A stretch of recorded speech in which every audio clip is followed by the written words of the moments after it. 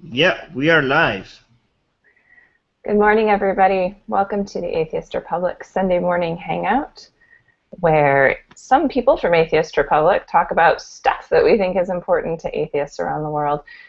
And today, I'm Makisha, by the way.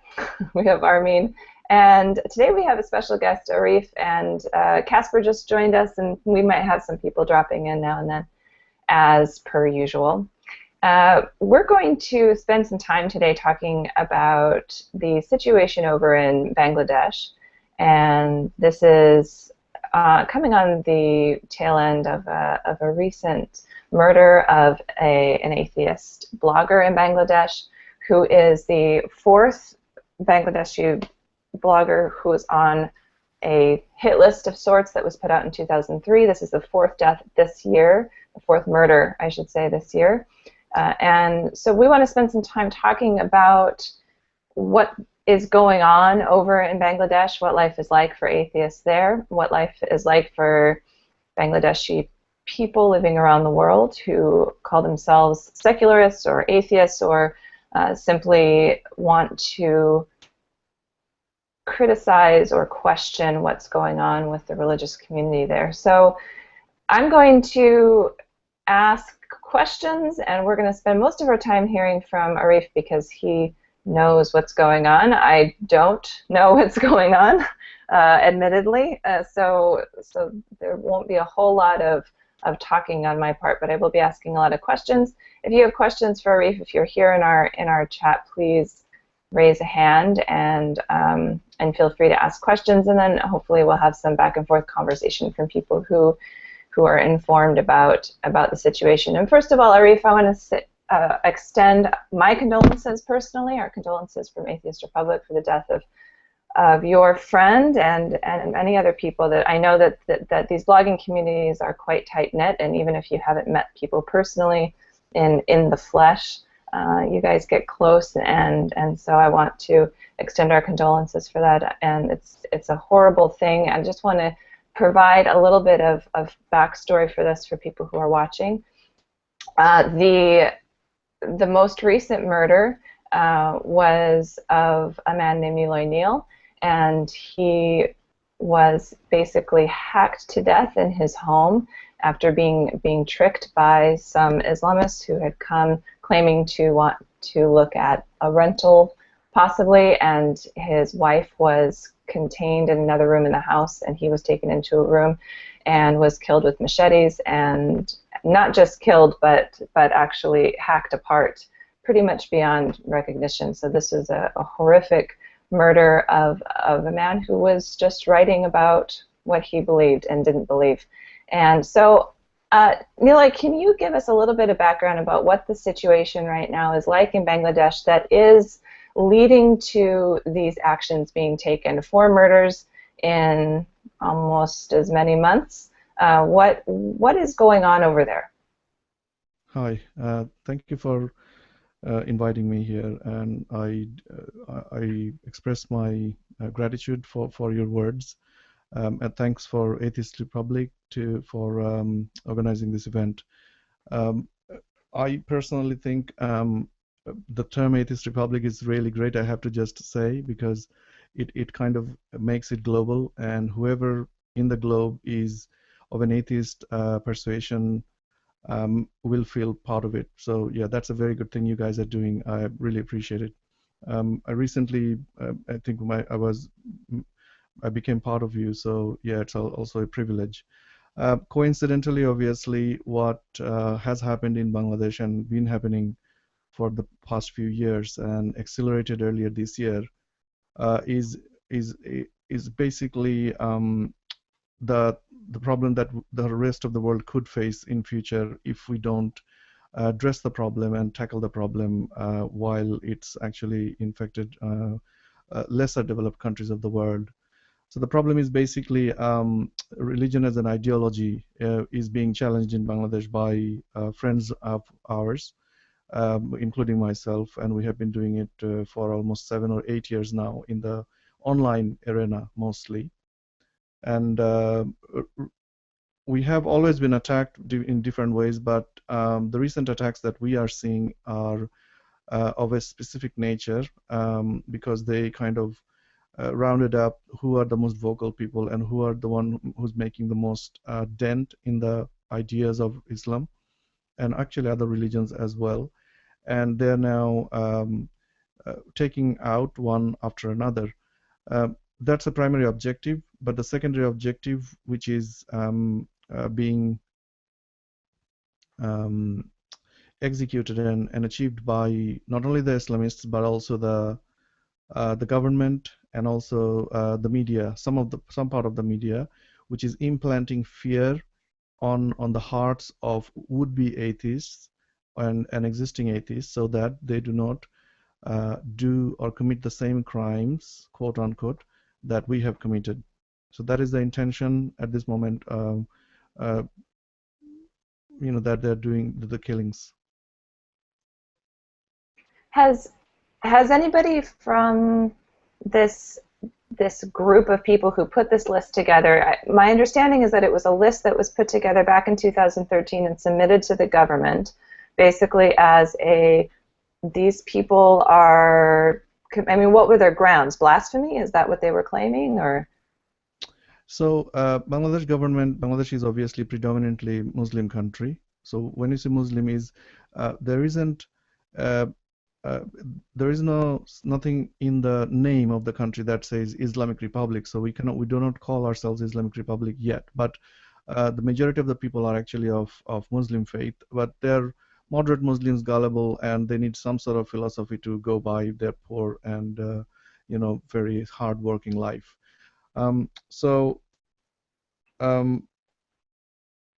But the government is not. Sorry, can you remind me of the question, because I think I got sidetracked. Oh, that's okay.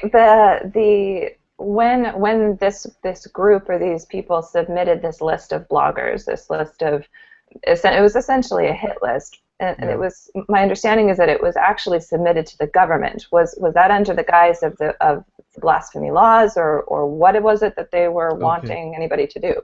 Yeah, sorry, I remember now. So back in 2013, when this is coincidental with the secular uprising in Bangladesh in 2013, that happened kind of similar time that similar things were happening in the Arab countries as well. So when the secular uprising started taking place, government had to react and try to shut it down by different means. So one of the means was to actually kind of via proxy employ the Islamists who took out one of their first victims back in 2013. His name is Thaba Baba, that was his pseudonym. Then when the first murder happened, if you remember, I said there are three elements: the government, the media, and the Islamists themselves. The media started circulating a lot of the screenshots and stuff that we have said before that over the past few years, and then government self-initiated a kind of a information gathering process. They put out adverts on the newspaper saying that if anybody knows that if anyone has done any kind of defamation of religion, please submit this to this email address.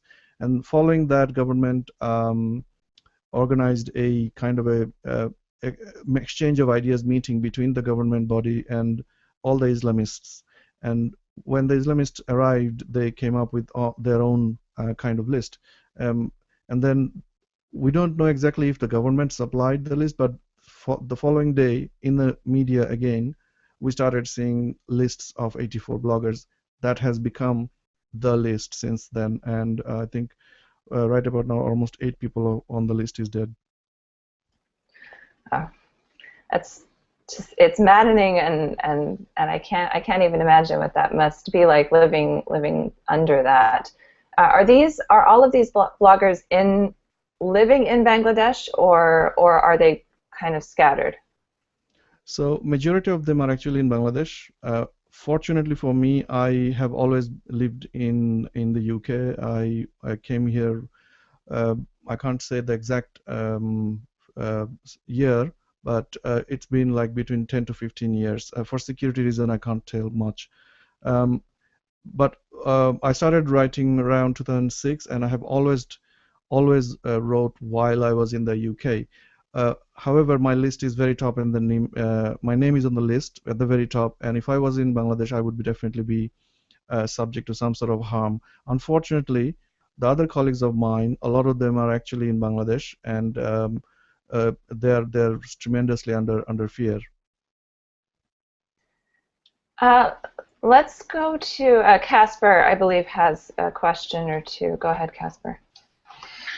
So I was just wondering, what's the public response like with your, because it's a majority Muslim country, I assume that, you know, there are a lot of moderate Muslims there in the country. So what's the public response been to it? Has there been a large outcry by the moderate Muslim community?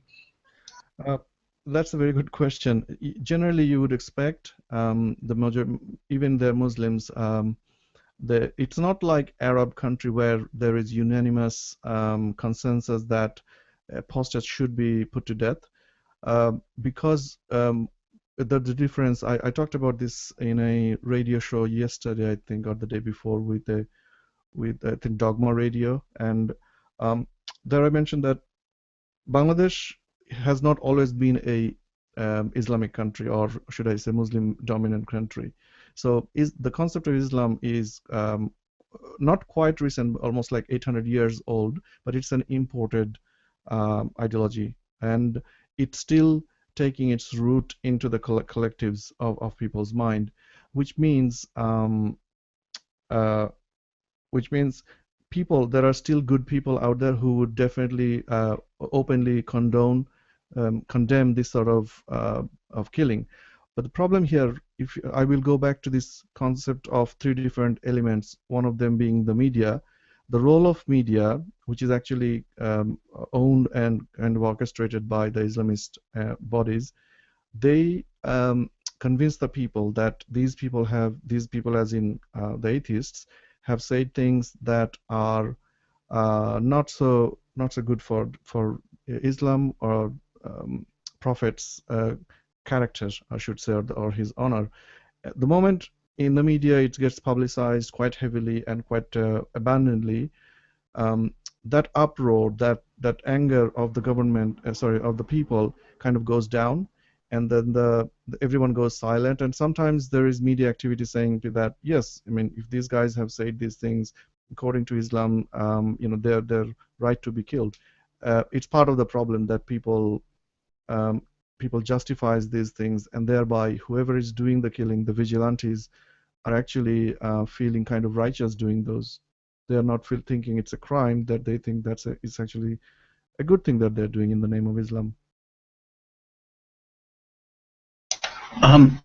So one more other thing. I'm sure that there are some other religious groups there, probably like Christians as well, and you don't see this sort of violence or speaking out when people speak out against Christianity there, do you? No, I mean, Christianity here is extremely minority group. The missionaries came, I don't know when, I don't know the history of Christianity in Bangladesh, but their indoctrination target has always been the indigenous people in the hill tribes. And in fact, they have done, I would say, more good than bad, because their goal was to actually help the people, the general missionary stuff that that they're allowed to do. I'm not saying they're great people, but definitely they do not have any issues. Hindu religion, on the other hand, which is kind of the indigenous religion, which was off the ground of this land for thousands of years. In particular, the land that is now known as Bangladesh,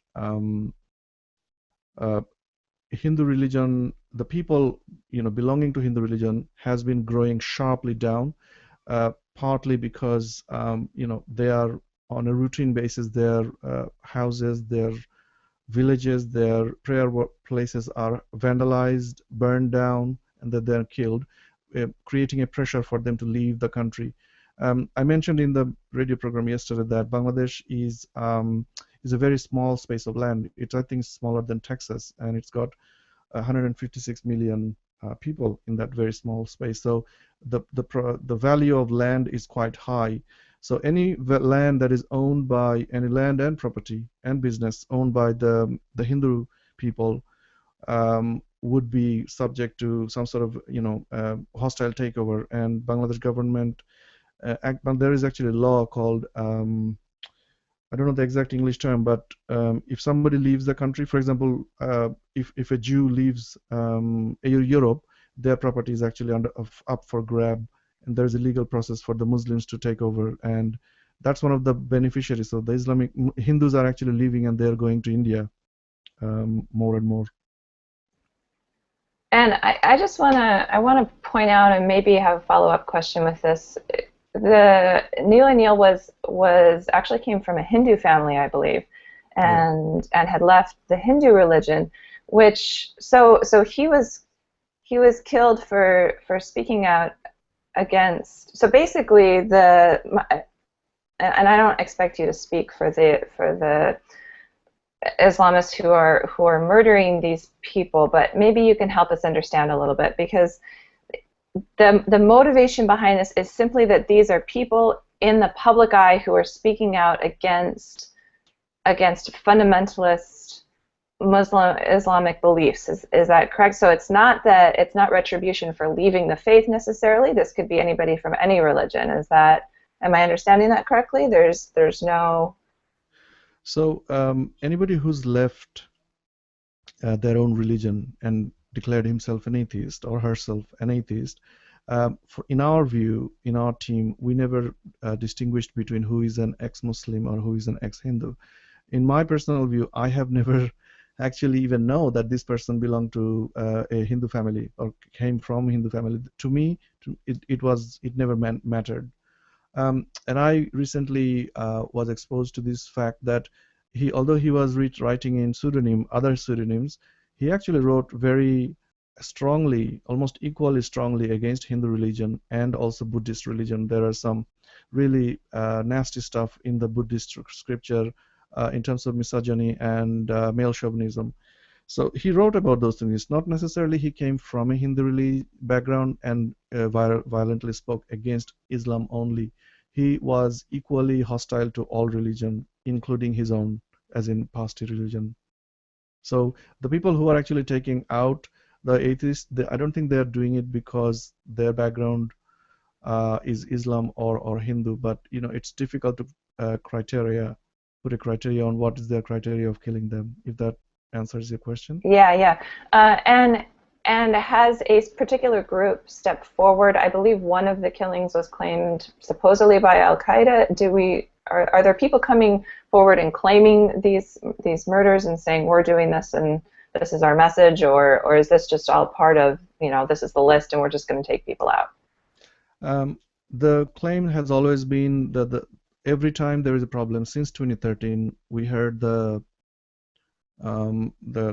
name called Ansarullah Bangla team. Ansarullah means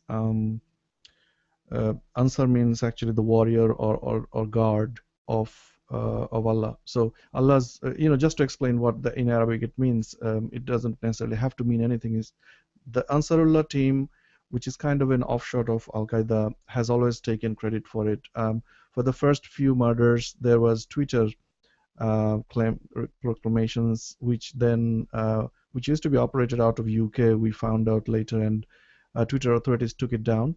But the recent ones were emails sent from within the country to all the media claiming.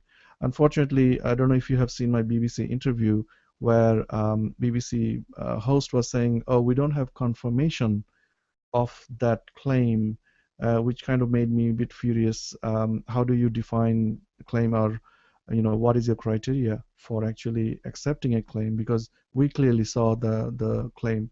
It's not in English. Does that mean that you won't actually accept it as a claim, or are you not willing to accept the claim? Anyways, so yes, it's the same team, Ansarullah Bangla team, which is also known as Al-Qaeda of India. Armin had some questions.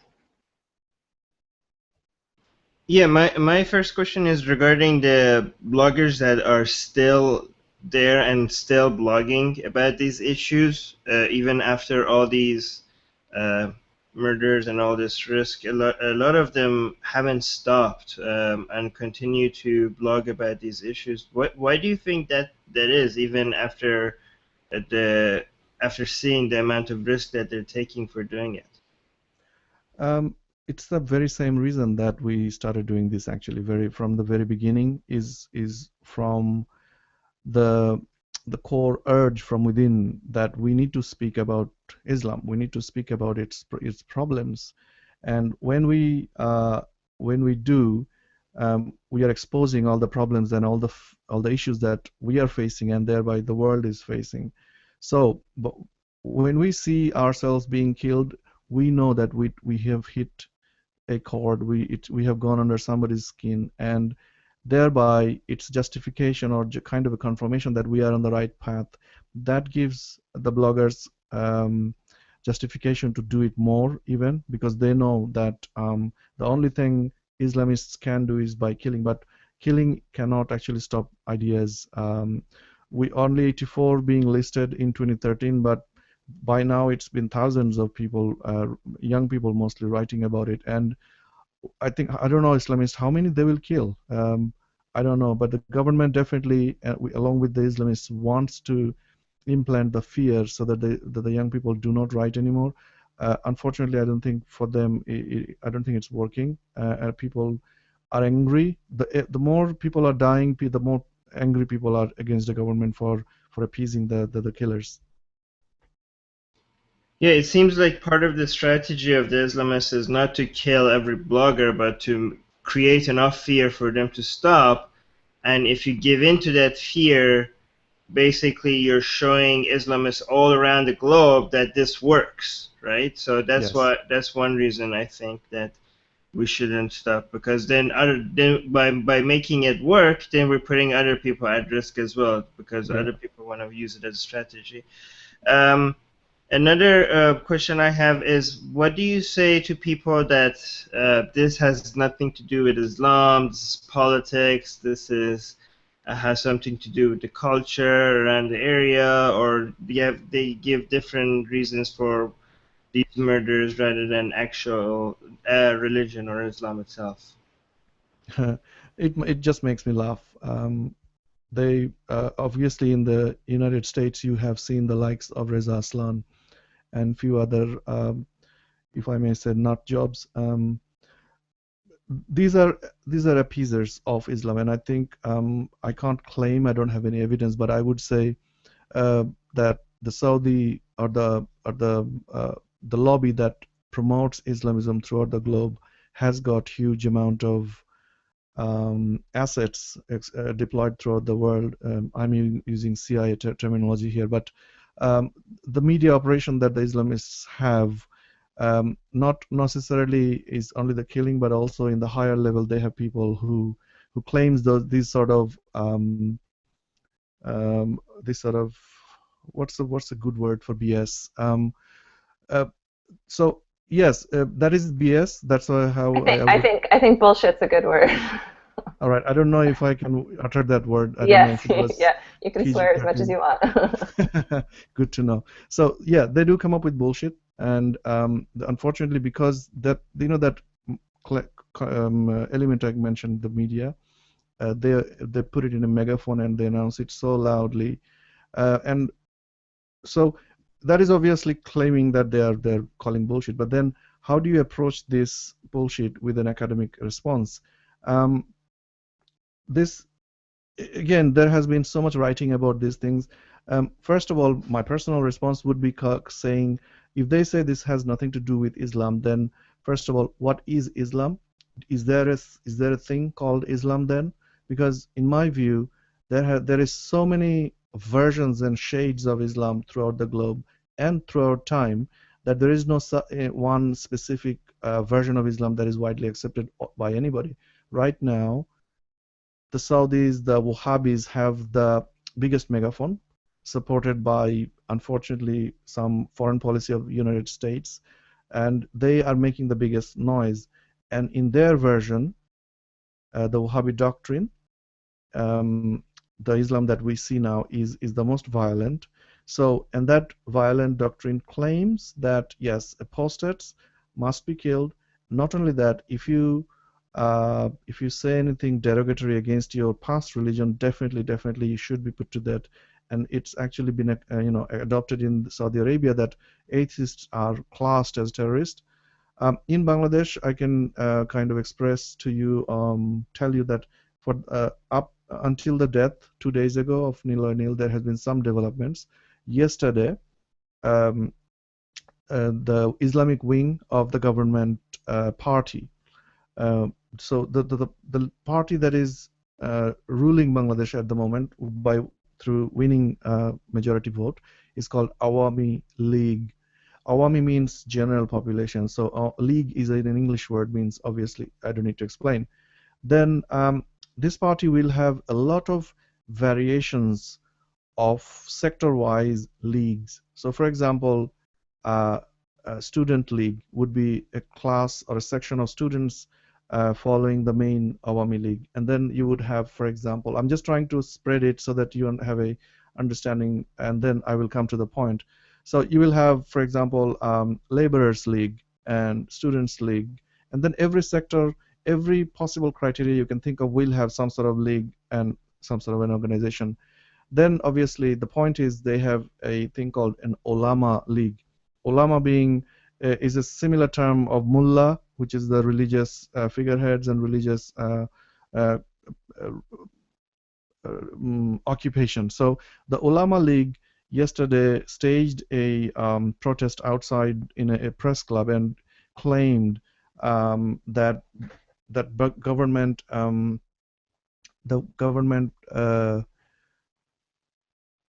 come up with law, and the law should make sure that the punishment is actually death penalty for atheists. And there has been quite violent, I don't know, I can't use a violent word, but you can. They have come up with a long list of things, a long list of demands, which sounds a lot like if they're accepted, Bangladesh will become a lot like Afghanistan. So they are constantly doing that inside Bangladesh. So that is one of the developments. And I think I could just mention this here as well. The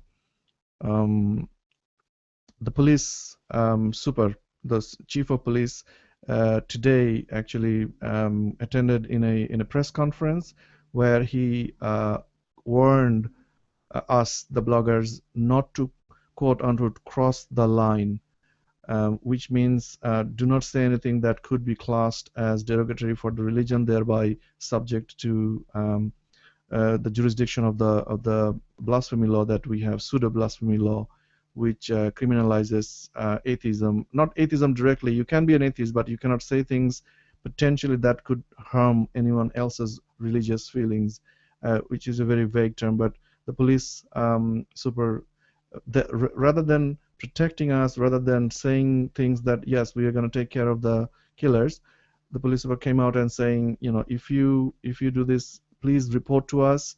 If anybody sees anyone, then we will take action against the atheist blogger. So that's what we saw today, and we are like, there you go.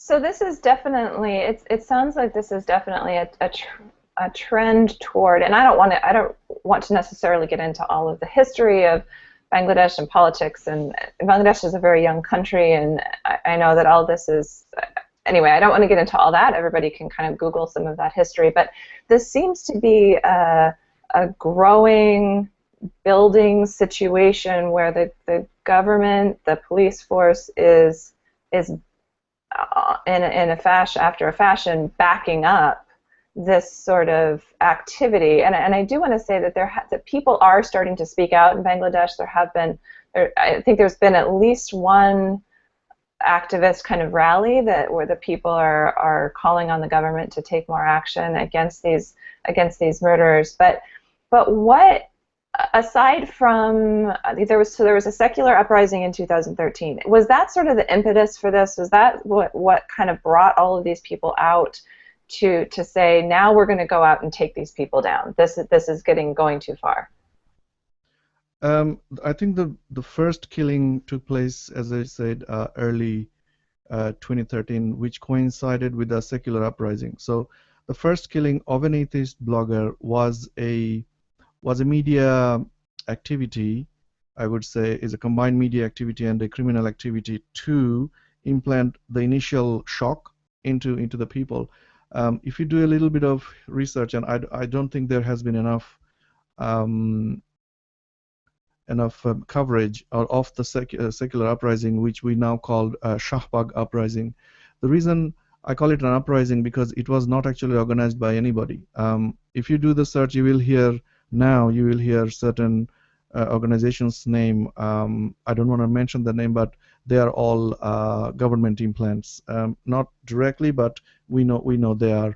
And so when the uprising happened, it was, if I can go into a slight history and what actually made people erupt in such a way, is goes back to the history of Bangladesh's origin, where in 1971 there was a war, and I don't know how long I have actually. There was a war, and in 1971 when Pakistani army actually over 9 months killed almost 3 million people, and raped almost 200,000 women, and lots of atrocities took place. They were a foreign army to Bangladesh, and they were able to do that sort of atrocity because of local collaborators collaborating with Pakistani army. And the reason for their collaboration was Islam. They said we are Muslim brothers and we should not be separated.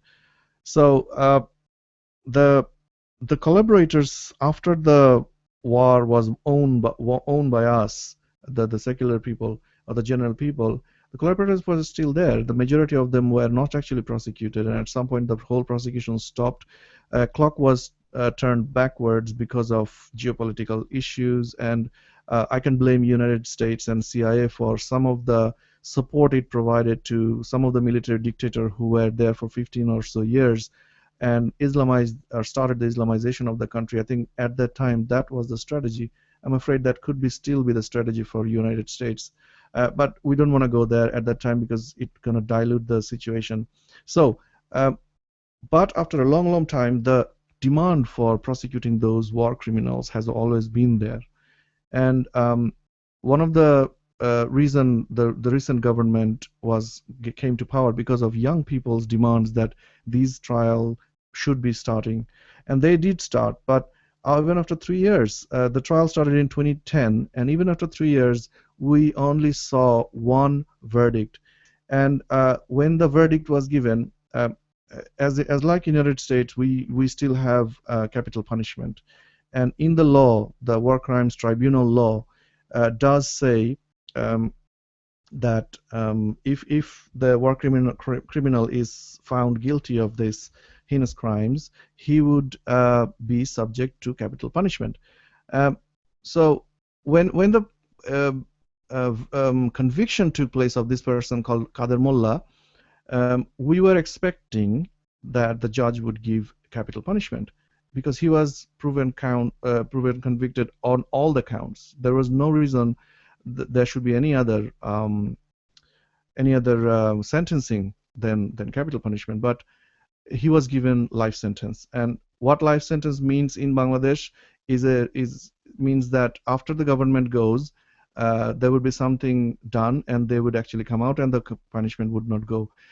That is not actually the point. The point is the moment he was given that punishment, and then he was coming out as a hero. He there was huge amount of media coverage, and then he did that in front of the people, and he was laughing. That I think the people before that, for 2 years, people knew there was a rumor going on that the government has done some sort of deal with the war criminals, because the war criminals actually happen to be the top Islamic leaders of the country. And then people erupted, literally. This in the center of place of the country, nearby a university. First, the bloggers, a few of the bloggers took place in the middle of a stopping a street, and then within few days there were millions of people crowding this place and chanting that we need the punishment that he deserves, and we want government to stop, playing with the Islamists. So obviously, government was completely taken aback because it didn't know what to do. So I think somebody came up with this idea that let's kill one of the bloggers and then start a massive media campaign, uh, treating the general people's sentiment that this is against Islam and this uprising is against Islam, and thereby essentially killing the uprising. And they were extremely successful because of the firepower they have. So the role of media for 3 months, there was a newspaper called Amar Desh. The 3 months it produced vile amount of material. Nobody stopped them, and it done enough damage. There is still evidence in the internet. So sorry for the long history kind of thing, but I think the original killing took place in 2013, and it was done because secular uprising needed to be shut down. No, that's all really good information. I appreciate you taking the time to share that with us. I think most of us, and I would imagine a lot of our listeners are not necessarily read up on that, and that's a whole other issue that I'd like to get into about how some of this seems to be suppressed, even in Western media, and what we need to do about that. I want to give Armin a chance to ask some questions, and then I do want to make sure, you asked about the time. We can go as long as we want. I'd like to keep it at about an hour, just for the sake of making this a little bit easier for people to watch on YouTube, and we can always come back. I'm sure I would like to sort of address some other issues in that part of the world as well, maybe next week. So that's where we're at with that. Armin, go ahead. I have two main. First of all, I want to know: Are you and your family safe? I know you are not in Bangladesh, but do you think that anybody would try to retaliate by coming after people that you love inside Bangladesh? That's a very good point. Although I'm in UK, and British police has got in touch with me because they had intel that I could be in danger. Actually, there is a list of some UK-based activists as well, but the origin of that list is slightly fishy. However, my parents are still in Bangladesh, and there is other family members, and definitely I worry about them because although they are not in my Facebook, and I try not to put any of their photos, so there is not. But I think the people who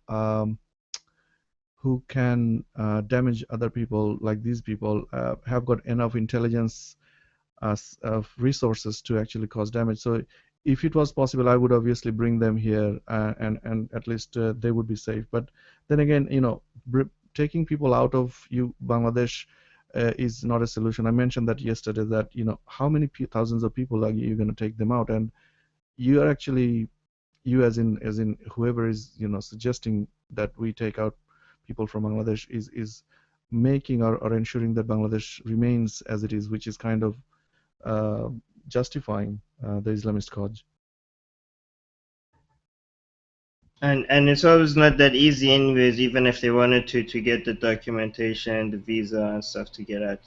It's not always an option for everybody as well, right? Like it's a lot of, we get a lot of comments about people then, why don't you just leave?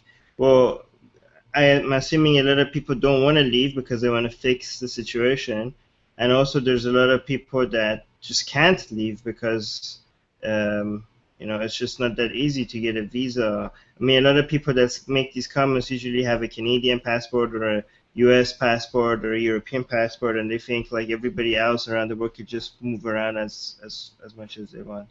Yeah, we have already taken a few of them out, and they've been put in different European countries. But the asylum system in the European countries are heavily overloaded because of Syrian and refugees. There is not much room. I think in USA there is some activity by Center for Inquiry. They may have raised some money, and although I don't have direct visibility to how this money is being spent, but I'm sure something is being done. Famous Bengali humanist Taslima Nasrin is involved in the process, although she herself was subject to threats, and she's been exiled for almost 20 years now from Bangladesh. She's kind of the original atheist in our generation or in our previous generation. That's a different story. So what do you think other people can do to help the situation and support the bloggers in Bangladesh and other bloggers outside of Bangladesh that are trying to bring attention to this? I mean, what's the major need here? What can people do to help? Okay, I mean, generally, because we are humanist kind and we don't want to preach any kind of violence, and I don't want to. This question has been asked to me so many times, even in our internal discussions. Everyone say, "Oh, let's go and burn a madrasa down," and that is one of the things we hear. I definitely say, guys, if you are talking like this, I may have to get out from this discussion, because violence in response to violence does not achieve anything, and we are going to lose whatever legitimacy we have, and it's just going to make us like them. The problem that we have is definitely government has unleashed this Islamic dog, I should say, machine that is biting around atheists, and it's in the benefit of the government, because the government is formed by the party officials, and the party officials are heavily in bed with the Islamists because of the huge hedge funds, the Saudi hedge funds. So government will not help the atheists, because obviously the Saudis do not want us there anymore, because we are causing a lot of damage for the Islam as a religion. So government, it's a very, I can give you a quick example. I just learned this earlier today. I mean, obviously I knew about this, but I didn't know how deep it is. So inside the party, the Awami League party, there is a panel, there is a committee called the Presidium Committee. What it means is the chief of the party, which is the Prime Minister now, Sheikh Hasina, if something happens to her, the immediate succession would be chosen from chosen 7 people or 8 people, I don't know exactly. One of them people was a guy called Abdul Latif. This guy, while he was in New York visiting a very closed circuit of people and a closed meeting, he mentioned something about the pilgrimage that takes place in Saudi Arabia, and he made some historical comments. Sorry, he made some comments about the history of this whole thing from a historic point of view. He's a quite liberal kind of person. Somebody took a secret video of that and publicized it. Within days, this person's position in the party was ostracized. Then when he returned after 2 months to Bangladesh, he was taken to jail and then put to jail for 6 months. And after 6 months, when he came out in bail, his membership, parliament membership was taken out, and then a letter was sent to the election commission to declare his election seat as vacant. The government and the Awami League party has done everything, in fact more than everything, to ensure that this person is no longer anywhere near Awami League, which means it shows that how eager the government and Awami League is to appease the Islamists. And this is just, you can imagine, somebody, a member of a presidium, was not even spared, and we are bloggers, we are nobody. I think one of the things that is important to understand, and you've mentioned this before, is that Bangladesh is technically secular in terms of the government, but 90%, over 90% of the people are Muslim.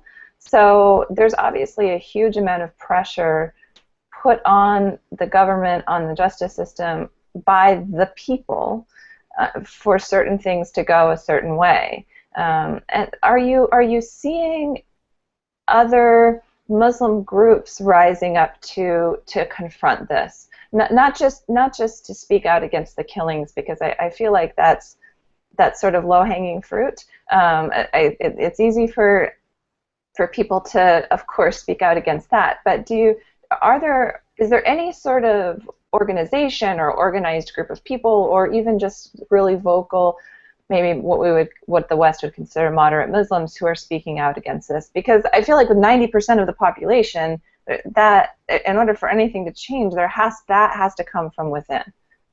No, this concept of moderate Muslim and then moderate sections in the Islamic community is another bullshit. It doesn't exist. So let me give you an example of how you can distinguish between two fractions of Islamists.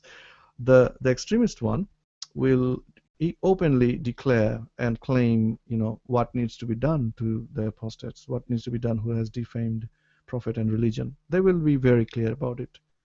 The moderate section, they have to keep the moderate veil. They will say, yes, killing is so bad. However, and they will say with this word, however, have you seen what these guys were saying? I mean, this is insane. They cannot say these things. Oh my goodness. I can't justify them saying these things. However, I don't think they should be killed. So that's how they go. And if you want to rely on these moderate Muslims, and if you want to fund them, saying, hey, because I think that's one of the mistakes U.S. government does a lot. They try to fund the moderate section of the. But anyway, the Islamists have so many fronts, so many banners, so many organizations. Whatever the money you spend, it goes into a big black hole. And interesting thing is, they don't need money. Muslims always get huge amount of fund from the petrol stations, from the gas station that you go and you buy your gallons of petrol. You are contributing to the Saudi economy, and they don't have anything to spend on. That's what one of the things they do. They either go shopping spree in Europe, and then the spare money then they spend. They have got huge amount of allocation of budget for this sort of stuff. So no, a simple answer to your question is there is no moderate section, and even if somebody pretends to be a moderate section, they're end of the day they're actually part of the same route. And which is the direction I was hoping you were going to go for. That was a little bit of a leading question, but I guess I would like to hear from your perspective, when people in America, when people in Europe talk about this issue, when they talk about Islamic terrorism, and they talk about Islam in general, how is the conversation being framed from your perspective that in a way that is hurting the cause of secularism? How do people in the West talk about this issue in a way that is actually fueling the problem? And how would you like to see the conversation go? How would you like to see this talked about in a way that you feel would be more productive for general understanding, for moving beyond this? How would you like to see that go? Thank you for asking. This is definitely an area I'm quite passionate about, and I do have some theories. However, I am not an academic person, and all the academics have a lot of different ideas, and their theories are based on a lot of history and the trends and everything. But I don't think they're aware of the actual problem, or they're aware but they just don't want to be talking about it.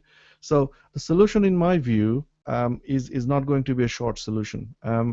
When we talk about it, and I think I was yesterday, my post about Nil was shared on Atheist Republic page, and I did see a lot of comments. Some of them were not so helpful, and I was thinking about actually talking about it in this meeting today. Is that when we try to comment or discuss about the issue, one of the things we must not do is victimize the general Muslim population.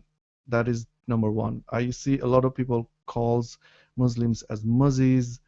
I actually got introduced to this term almost like 3 months ago, and before that I never knew that Muslims are generally called muzzies.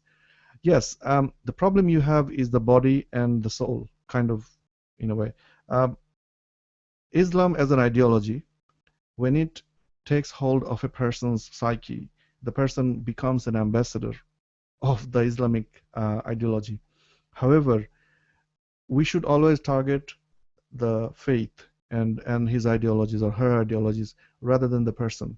So because you would see, for example, Reza Aslan and few other bullshitters will try to converge this into a racist issue. There is definitely some racial elements of it, but what I don't want, and I think nobody wants, is the Islamists hiding behind Muslims and then firing from behind within, using the Muslims as a shield. And if we are firing on the Muslims, it's difficult for the whole situation, because then the general Muslims finds cause to grieve. And in England, the Conservative government, although I don't like them, but one of the things that David Cameron, the Prime Minister currently, is using a word called a grievance, which means, for example, whatever has been done in Middle East, invasions and all these things, when they indoctrinate a young mind, whoever is doing it, they start with that.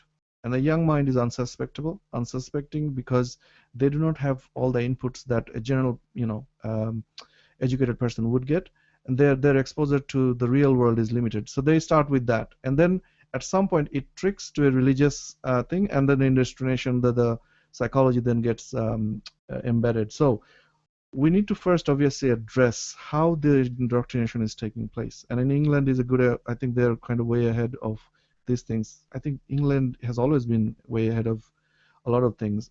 Sometimes they cause the problems, but this time I hope that they're actually doing something good.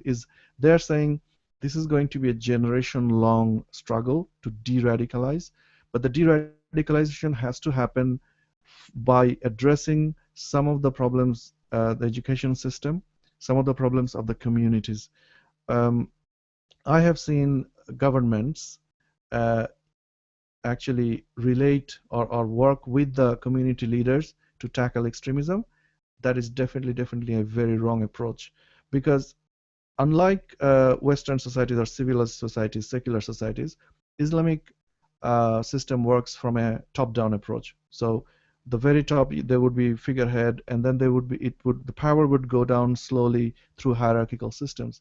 And the people, the way the Islamic people or the Muslim people are indoctrinated or kind of taught, is that they rely on their figurehead, the scholar, or they call it, or whatever, and those figurehead draws the power from the support from those people, and they become kind of the representative. The problem is these figureheads are the problem, because they get their power and incentive also and the directions from Saudi Arabia, who's kind of controlling them from the very center. So by working with them, the governments of secular countries are actually empowering Saudi Arabia. I would say first thing we need to do is make sure that the law, there is no special law or there is no discount for any of the Islamic communities or Muslim communities. There should not be any Muslim community, because by doing that, inherently you are putting them in a ghetto and addressing them in a different manner. They should be general citizens. They should be subject to the standards. So that's one of the approach I think governments can come up with. That's one of my ideas. But it's a vast topic. At least we are talking about it. I'm glad that we are talking about it. But this discussion needs to be elaborated in multiple levels, not definitely from my level, because, as I said, I'm not an academic. No, but I think that perspective is really important, and I think one of the things you said is what made me think about that, which is appealing to the moderates in a place like Bangladesh, or what we call moderate Muslims here in the West, is not. It seems like people feel like it's helpful, that it's a helpful way to go, and from what I can tell from what you're saying, that's talking about it in those terms, talking about Islam in this moderate, nice way, and then there's all the fringe people, is not actually helping the cause in Bangladesh. Am I understanding you correctly? Is that how you feel, that speaking of it in those terms is not actually helpful, that it's actually counterproductive? Yeah, the Bangladesh is if you think about Bangladesh as a system, as a closed system, and your interface, as in, for example, a United States interface with Bangladesh is through, for example, diplomatic means. But unfortunately, United States or any other Western countries do not have any input or say what Bangladesh does, because Bangladesh and its biggest ally is actually Middle East and Saudi Arabia now. So that's where they're drawing their power from. Um, you know, I think at some point United States may have had some influence in Bangladesh. I certainly grew up in that time in Bangladesh. I was lucky, I think. The reason I'm what I am is because I was exposed to Carl Sagan. I used to see, this sort of stuff when I was growing up, and a lot of Hollywood movies, of course, and sitcoms and stuff. You will not see them anymore in Bangladesh. That means the access of the Western culture and media and the secular is no longer there in Bangladesh. So the generation that are coming up, two generations, I think, has got no input from the rest of the world, and they have then been heavily radicalized. So, I mean, Bangladesh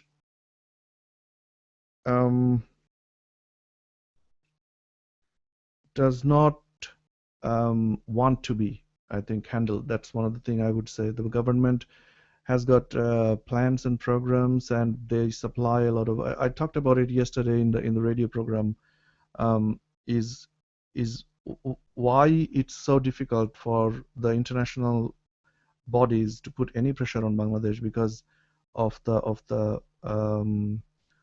cards that Bangladesh government holds.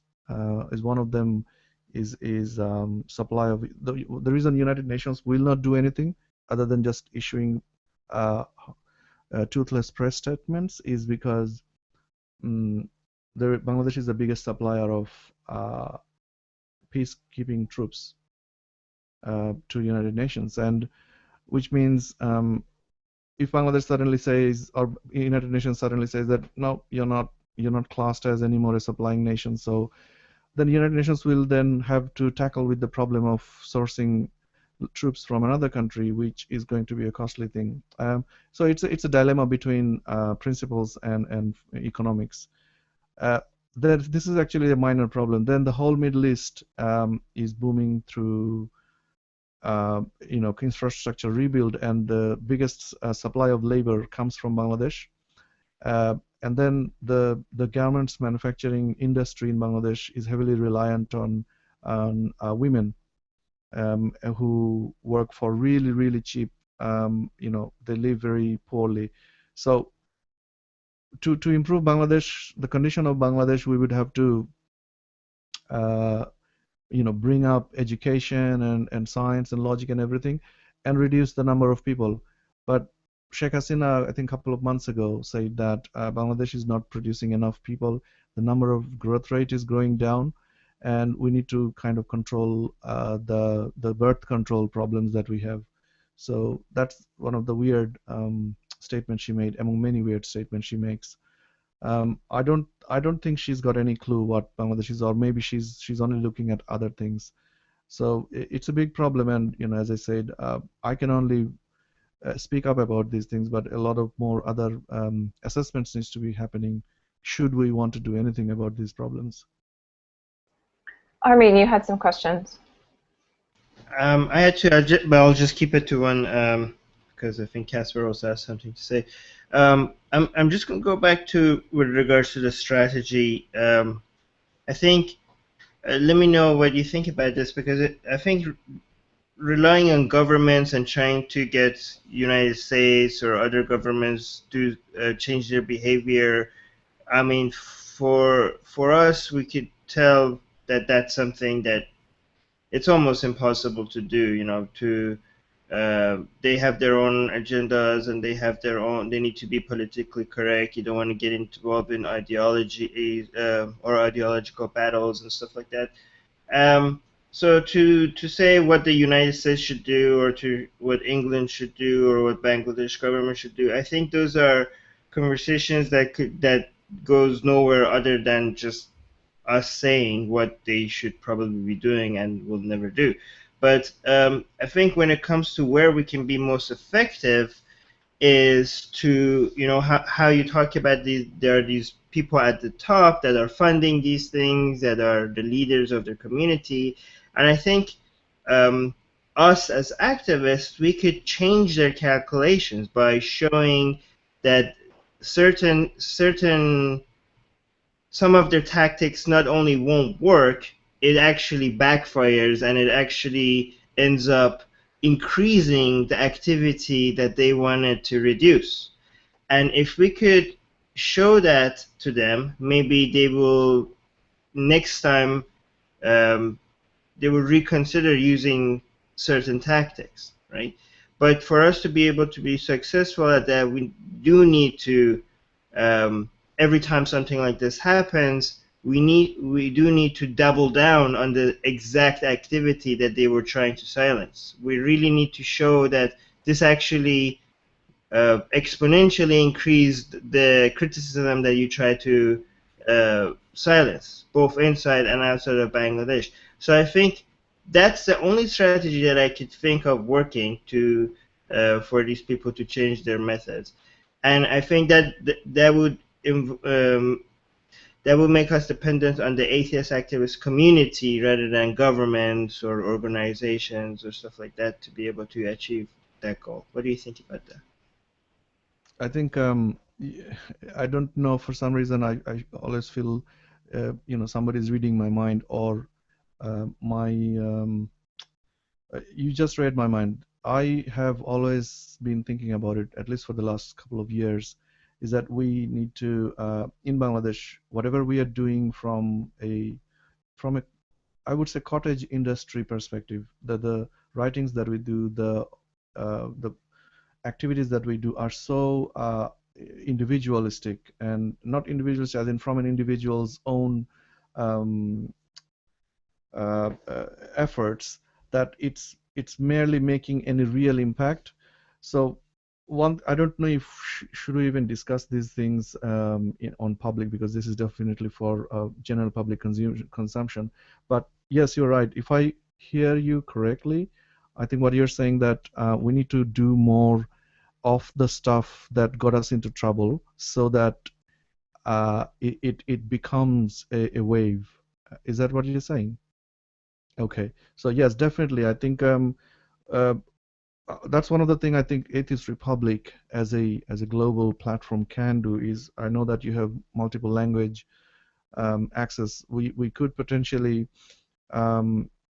come up with a drive of some sort, and we have good writers in Bengali, and I think we need to package these things and come up with strategies, and then place them in the social media in such a way that I think you already do that to some extent, but maybe focusing on certain regions. But come up with contents that is in Bengali and that is precise, but definitely not profanity based, but logic based, and then its ground is in science and logic, and then place them in such a way that the young population, who has always been, at least particularly my target, is that they get access to this information on a regular basis, and then their psychology and their mindset. What I'm trying to say is to revert the clock backwards, so that the era that I grew up in, these young people grew up in that sort of era. And when I grew up, there is obviously not internet. I don't know if I would be what I am now today if there was internet, because I do hear a lot of bad things about internet. But one good thing about social networks is that people do get stumble across information that they may not have sought for, and this could actually help in a good way. That's one of the kind of inertial ideas I have, but I think we can discuss more detail should you want to. Yeah, I think we're really just giving some background and some overview and barely scratching the surface here. And I know we have some interest in our community of addressing some other countries that are in that same area, and I would really like to get more into the meat of what all of this actually means. And I think next week would be a logical kind of progression to follow that up. So so I think we'll probably definitely do that. Casper, go ahead with your comments, and then I have a question for all of us, maybe in a way that we can end it. So go ahead, Casper. So just kind of to add to what Armand said about how we as a community can help Arif, I would I'd just like to extend our publishing division here at Atheist Republic to all of the blogging community there in Bangladesh, and to you yourself, and to say that we at Atheist Republic would love to publish some works by you bloggers, and that would be totally free for you guys, and all the proceeds from that can go to help your communities and to help you in your communities to try and build a bigger community and to fix this problem and address these issues. So I just wanted to extend a hand from us to all of you, the whole blogging community there in Bangladesh, and to you yourself. Please feel free to contact me at casper@atheistrepublic.com. Send me manuscripts, send me book ideas, send me anything like that, and like I said, we will publish that and get that out for you for free, and give you guys those proceeds to help you in your communities, and anything that we can do there to help from our standpoint, we'd love to do that. I would be happy to volunteer my time to get that taken care of for you guys, because I know this is an issue that's not getting enough attention, and we could take it not only just to the social media sphere, but also to a bigger sphere, because we are getting some recognition in the publishing world, and we can make some waves. And you mentioned that there's a lot of academic writers out there, and that you're not an academic, and you know, from my perspective, we don't need any more academics talking about it.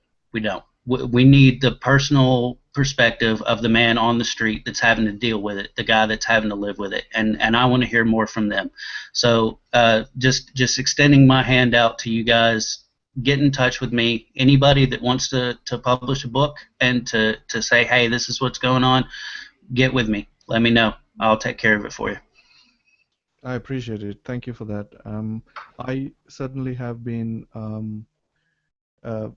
because it was few of us who started this whole thing back in 2006, and I talked about it in the radio show, and I think I will read about and write about this a lot more. We have a lot of bloggers who I am regularly in touch with. The only problem that we have is not many of us are very good in writing in English. As you said, they're on the streets, and they're general people. I don't know if you saw some of the gory pictures, and the condition that they live in is not really.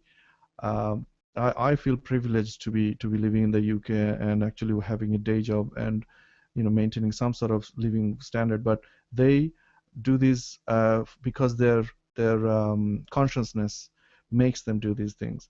So one of the things I think we can do, and we can maybe detail discussion about these things in a kind of offline, is how we can collate the major discussions and then come up with a mechanism to translate them into English, because we would need to obviously have some sort of a workforce to do that, and that would not necessarily be a simple task. So if we have enough resource to actually do that, we can hook up with the team that we have still active in Bangladesh to write about them in Bengali, and then we filter that out in maybe multiple languages, which would then help them get heard of. So I do appreciate. Thank you. And tagging on to that, I just want to let anybody know who's watching this either now or after the fact on YouTube that we definitely accept people who write using pseudonyms, who want to post anonymously. Atheist Republic is a great way that you can get your words out there and have a built-in audience.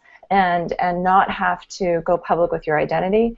And so that is definitely not a problem at all. All you have to do is contact us. You can go to atheistrepublic.com and go to our section for volunteering, and you can just basically sign up using whatever identity you would like to use. Your image doesn't have to be shared at all. We just plug in a generic profile picture, and so that's one way that I think people can be heard, and that's something that is important to us, is telling people's stories. So we constantly go back to that. We want to hear people's stories, because that's irrefutable. You know, people's experiences.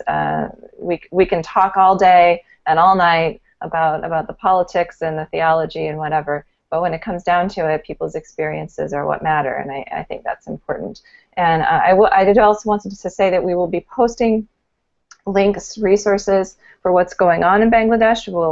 I would like to definitely post the names of the people who have been killed because of these acts in memoriam, so that we'll have those names listed below on YouTube, and as well as any of the resources that are helpful. Arif has been a mouthpiece for this community and has been doing a fabulous job. I've been watching some of his interviews, and I want to get those out there as well, because he provides a lot of really great information that I think would be very helpful. Arif, I want to end our time today by asking you, where do you find hope for Bangladesh moving forward?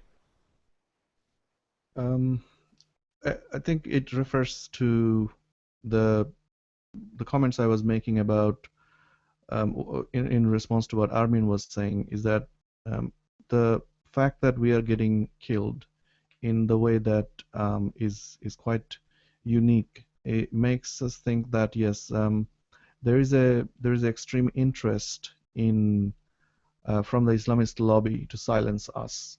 So that kind of simple reasoning is that whatever we have been doing is something that can cause damage to the Islamic lobby. So the hope was, and in fact, when we started in 2006-07, and then we saw the snowball getting bigger and bigger, which I don't want to claim that our actions resulted in the Bengali Spring or the Shahbag Uprising, but the stuff that we say makes the ground for people to think, because our thought sphere was getting shrunk and more shrunk. And what we were doing by questioning religion as a representative of the for lack of a better word, the giant or the monster that is, you know, hanging its sword on our neck, we questioned it. So I think the hope is, if we can do this unafraid and with a bigger volume, we definitely could make change in Bangladesh, because the young population are unsuspecting. They have a lot of inputs from a lot of things, but because they do not have the right inputs, they're not being able to contribute, and their mindset is now being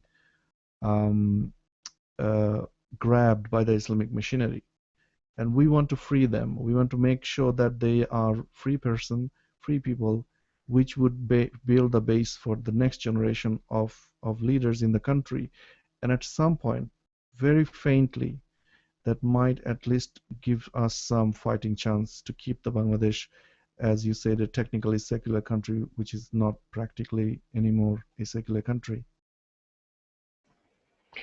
Thank you so much, Arif, for joining us today. Thank you for sharing these stories and your insight. It has been enlightening, and I think it's really just spurring more questions and more things that we have to talk about. And I don't think it's getting enough attention, and if Atheist Republic can add to the attention that this is getting, hopefully I feel like we've done something good. So thank you again for joining us and for sharing your experiences. Thanks to Armin and Casper who joined us today. Thanks to all of you who are watching and who come back every week. Please join us next week. We'll be continuing this conversation, and hopefully we'll have a few more voices to join us and share their experiences as well. And in the meantime, have a great week, and thanks again. Thank you.